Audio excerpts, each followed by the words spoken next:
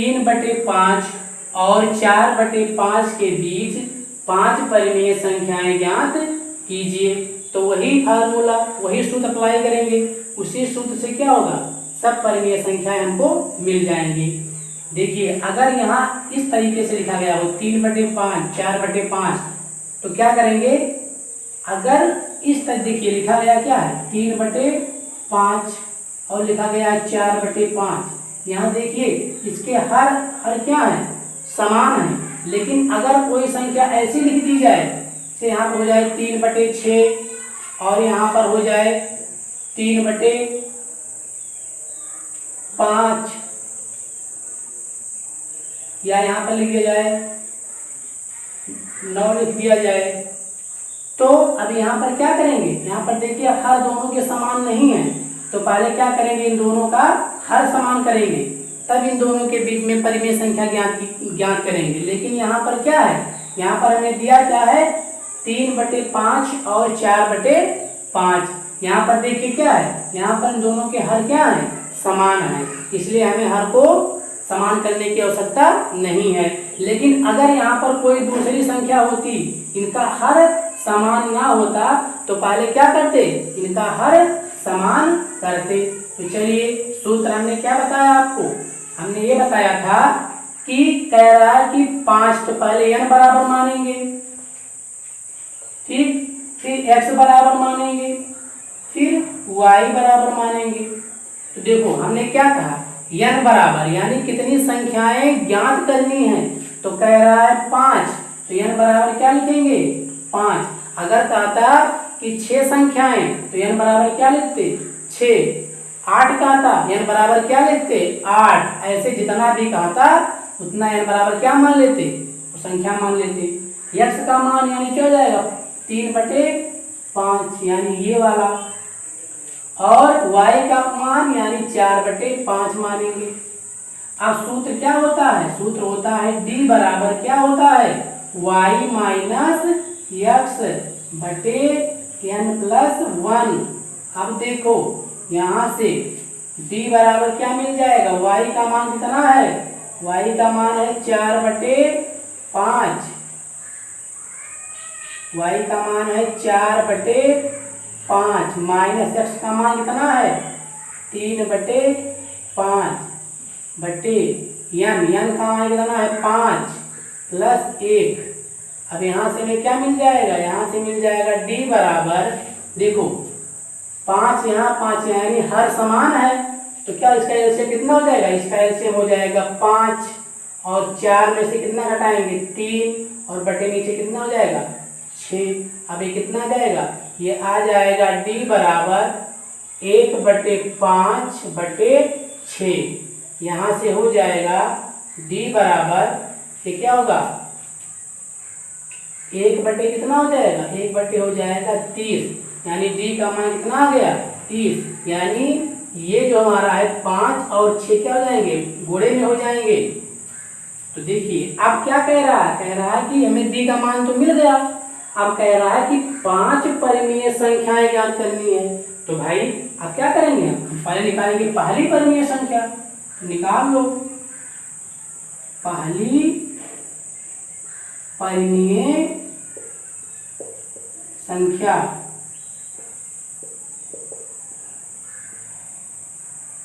पहली परिमेय संख्या, तो पहली परिमेय संख्या के लिए क्या करेंगे, x + d करेंगे। तो चलो बताओ x का मान कितना है, x का मान हमारा है 3/5, d का मान हमने कितना निकाला है 1/30। अब अगर कहा जाए कि बताइए 5 और 30 का एलसीएम कितना होगा, 30 ही होगा। अब देखो इसको सॉल्व कैसे करेंगे, तो देखिए पहले 5 और 30 का क्या निकालेंगे, लघुत्तम समापवर्तक निकालेंगे। तो हमने निकाला 5 और 30 का लघुत्तम समापवर्तक कितना आया 30। अब देखो 30 तो लघुत्तम समापवर्तक आ गया। अब देखो इसके नीचे क्या है 5, तो क्या करेंगे 30 में जो लघुत्तम समापवर्तक आया है उसमें किससे भाग कर देंगे 5 से, तो कितनी बार कटेगा 5 × 6 = 30, तो यहाँ लिख देंगे क्या 6। अब ऊपर है कितना 3, तो गुणा किससे कर देंगे 3 से, ठीक। अब देखो क्या की हमने क्या बताया कि एलसीएम, जितना एलसीएम आएगा नीचे एलसीएम हो जाएगा, फिर जो संख्या ये होगी उसका जो बटे होगा उससे क्या करेंगे, इस लघुत्तम समापवर्तन में क्या कर देंगे, भाग करेंगे। तो हमने भाग कर दिया 5 6 के 30, तो कितनी बार गया, 6 बार। तो हमने यहाँ लिख दिया 6 और ऊपर है कितना 3, तो उससे क्या कर देंगे, गुणा कर देंगे। फिर लगा देंगे चिन्ह किसका, जो चिन्ह होगा, अगर प्लस है तो प्लस और माइनस है तो माइनस। अब आ जाइए इसके पास, तो देखो यहाँ हमने एलसीएम कितना निकाला है 30, और जो इसके नीचे होगा उसी से क्या कर देंगे, भाग करेंगे। तो कितनी बार जाएगा, 1 बार। तो कितनी बार गया, 1 बार। तो क्या लिख देंगे 1, और ऊपर है कितना गुणे उससे 1 कर देंगे। अभी कितना जाएगा, 6 3 18 प्लस 1 करने 1, यानी कितना हो जाएगा बटे 30। ये हमारा कितना आ जाएगा, 18 1 19, 19 बटे कितना आ जाएगा 30। ये हमारी क्या हो गई, पहली परिमेय संख्या।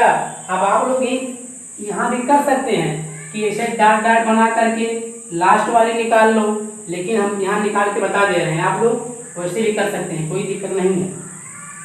अब निकालेंगे क्या, दूसरी परिमेय संख्या। अब देखिए दूसरी परिमेय संख्या,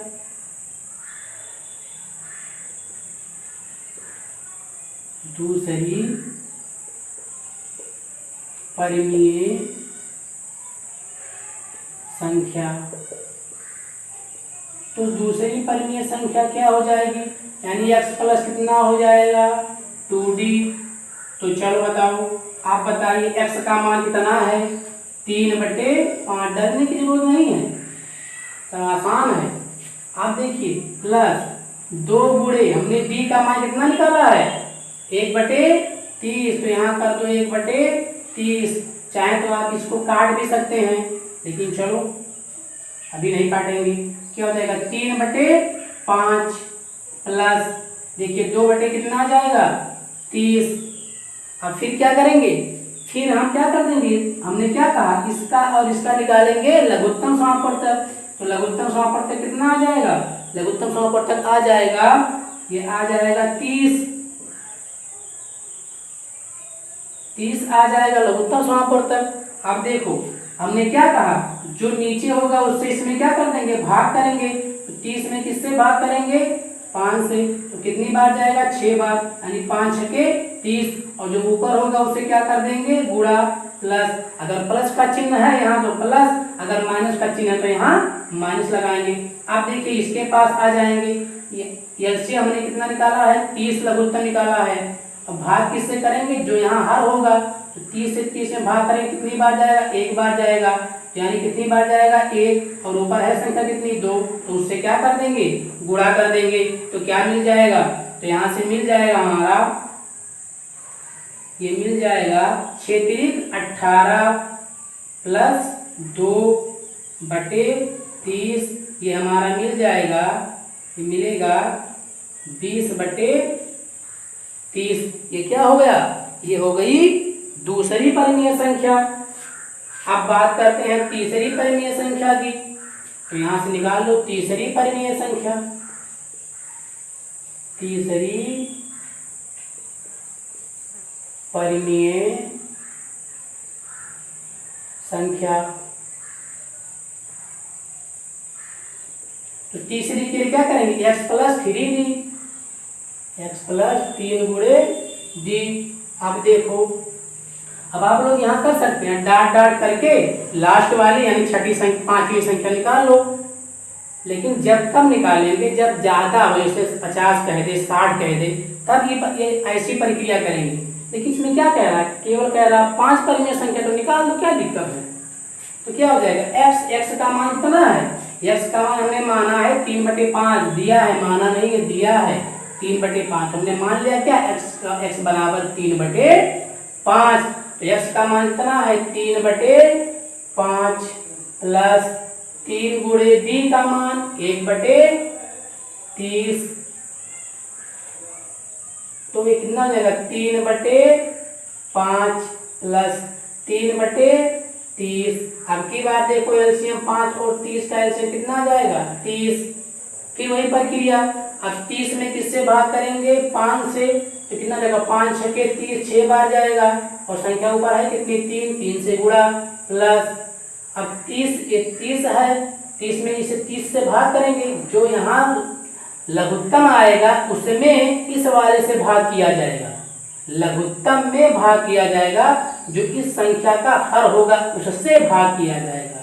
तो 30 में 30 से भाग करेंगे कितनी बार जाएगा, 1 बार, और ऊपर है संख्या कितनी, 3, तो हमारा क्या मिल जाएगा, ये 6 3 18 प्लस 3 बटे 30, तो कितना मिल जाएगा, 18 2 20, 21 बटे 30, क्या आ गई, तीसरी परिमेय संख्या आ गई। अब चलिए आप देखते हैं चौथी परिमेय संख्या। चौथी परिमेय संख्या, तो चौथी परिमेय संख्या में x प्लस 4 गुणे d ये हो जाएगी। आप चलो देखो x का मान कितना है, 3/5 प्लस 4 गुणे d का मान निकाला हमने 1/30, इसको सॉल्व करेंगे क्या मिलेगा, 3/5 प्लस 4 कितना हो जाएगा, 30। अब देखो 5 और 30 का लघुत्तम कितना आ जाएगा, 30।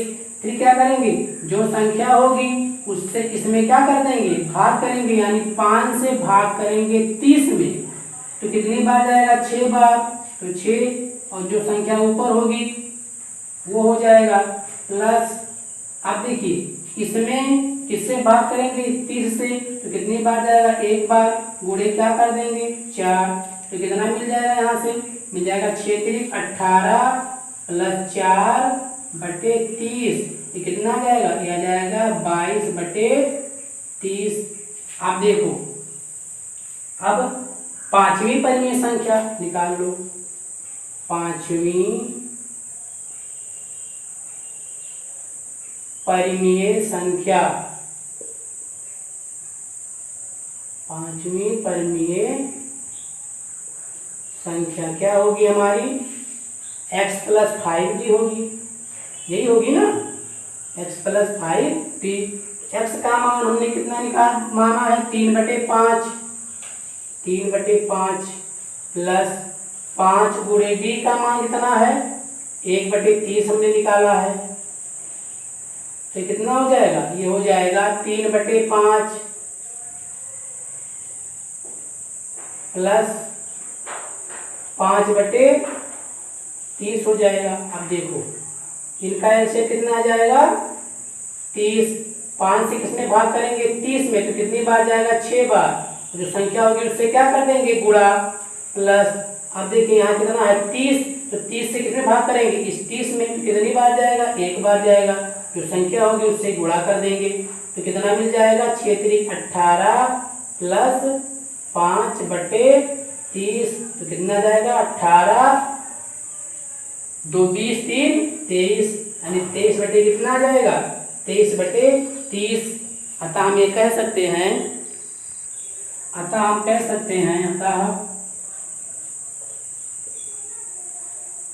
3/5 और 4/5 के बीच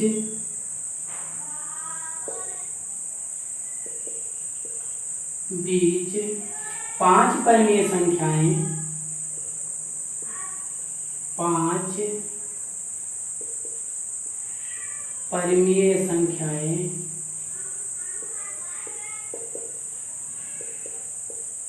क्या होंगी, हो जाएगी क्या, 19/30, 19/30, 20/30, 21/30, 22/30 और 23/30, 1 2 3 4 5, ये क्या हो जाएंगी, 5 परिमेय संख्याएं 3/5 और 4/5 के बीच संख्याएं हैं।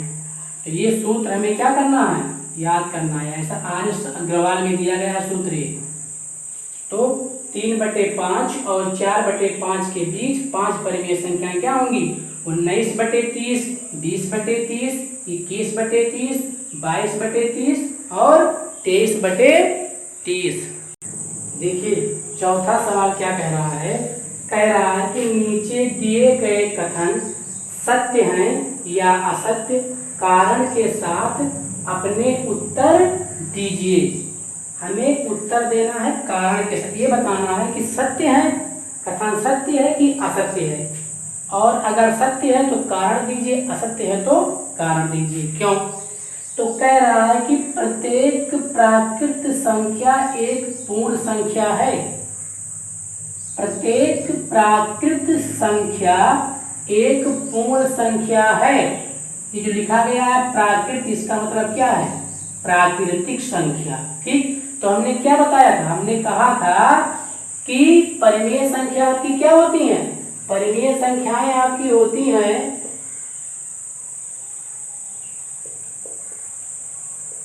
परिमेय संख्या आपकी होती है 1, 2, 3, 4 डॉट डॉट, ये हमारी क्या होती हैं? परिमेय संख्या होती हैं। और कह रहा है कि पूर्ण संख्या, तो हमने क्या बताया था? पूर्ण संख्या क्या होती है? पूर्ण संख्या यानी अगर किसी परिमेय संख्या में 0 को शामिल कर लें तो क्या कहलाएंगे? वो पूर्ण संख्या कहलाएंगे। तो यहाँ क्या कह रहा है?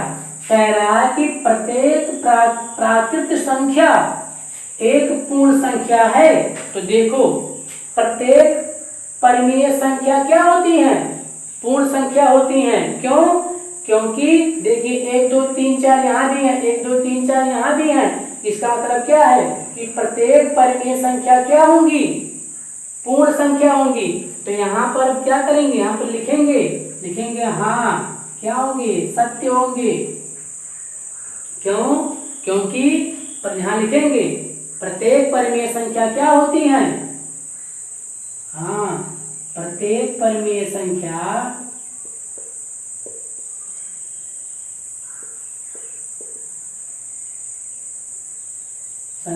एक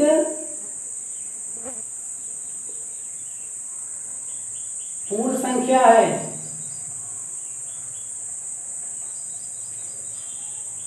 एक पूर्ण संख्या है। एग्जाम्पल देखिए क्या है? 1 2 3 4 क्या होंगे? हमारे पूर्ण संख्या नहीं होंगे। प्रत्येक प्राकृतिक संख्या एक पूर्ण संख्या है। तो प्रत्येक प्राकृतिक संख्या यानी प्रत्येक परिमेय संख्या क्या है? एक पूर्ण संख्या है। अब इधर आ जाइए, दूसरा क्वेश्चन क्या कह रहा है? प्रत्येक पूर्णांक एक पूर्ण संख्या होती है।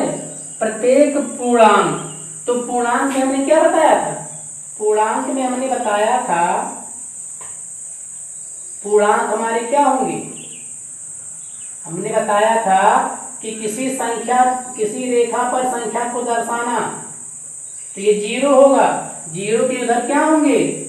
+1 चलेंगे, +1, +2, +3, प्लस डॉट डॉट, कहाँ तक? अनंत तक चलेंगे।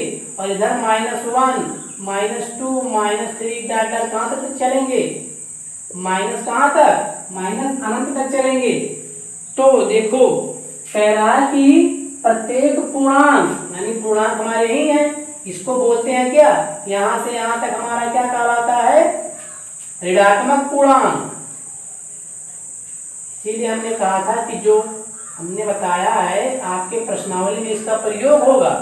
ऋणात्मक पूर्णांक होते हैं हमारे, निगेटिव इंटीजर होते हैं यहाँ से, और यहाँ से लेकर के यहाँ तक क्या होते हैं? धनात्मक पूर्णांक यानी पॉजिटिव इंटीजर, धनात्मक पूर्णांक होते हैं।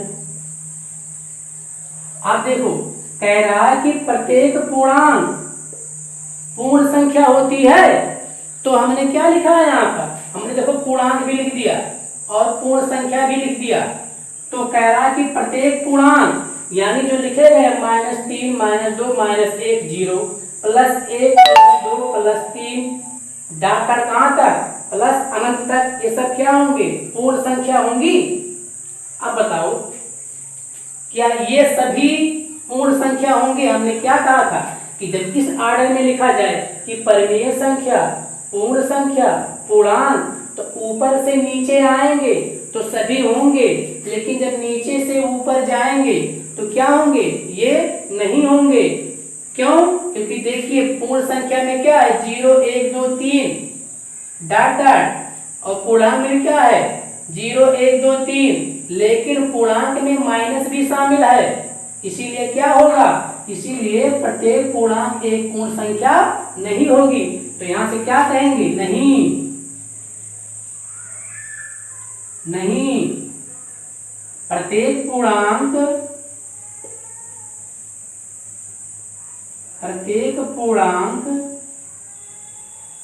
एक पूर्ण संख्या नहीं होगी। प्रत्येक पूर्णांक एक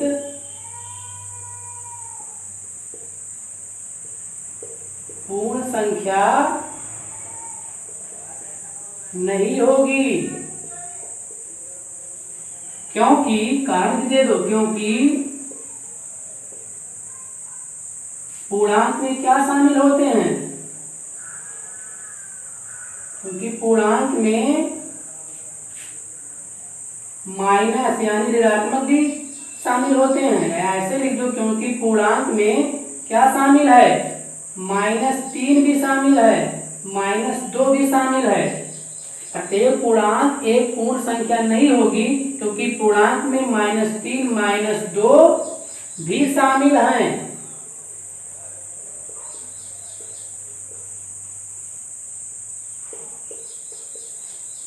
ठीक, अब आ गया तीसरा, प्रत्येक परिमेय संख्या एक पूर्ण संख्या होती है। अब इसके बारे में हम बात करते हैं। अब देखिए तीसरा क्या कह रहा है, कह रहा कि प्रत्येक परिमेय संख्या यानी एक पूर्ण संख्या होती है, यानी तो हमने क्या बताया, अब देखो प्रत्येक परिमेय संख्या, तो परिमेय संख्या क्या है, 1 2 3 4, पूर्ण संख्या क्या है 0 1 2 3 4, और यहाँ कह क्या रहा है, यहाँ प्यारे बच्चों कह रहा है कि प्रत्येक परिमेय संख्या यानी ये प्रत्येक परिमेय संख्या यानी 1 2 3 4, क्या प्रत्येक परिमेय संख्या एक पूर्ण संख्या होती है, यानी 0 1 2 3 4। तो देखो परिमेय संख्या कितनी है, 1 2 3 4 डॉट डॉट, और पूर्ण संख्या क्या है 0 1 2 3 4।